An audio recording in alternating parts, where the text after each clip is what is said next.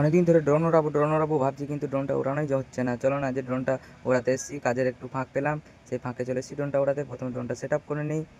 এই যে ড্রোন আমি সেট আপ করে নিলাম, এবার ড্রোনটা অন করছি। অন হয়ে গেছে। এবার অন হওয়ার পরে এবার ড্রোনটা আমি উড়াবো। কিছুক্ষণের মধ্যে ড্রোনের ক্যামেরা ভিউটা চলে এলো আমার ফোনে। এই তো ফোনে ভিউ চলে এসছে। এবার জিপিএস চলে আসবে। জিপিএস চলে এসছে। এবার চলুন ড্রোনটা ওড়ানো যাক। চলুন, এই যে আমি ড্রোনটা আমার উপরে উঠে গেল, দেখুন ড্রোনটা উঠিয়ে দিলাম। এবার এই যে ব্রিজে এসছি, ব্রিজে কিছু ড্রোন শট নিয়ে নেবো, চলুন।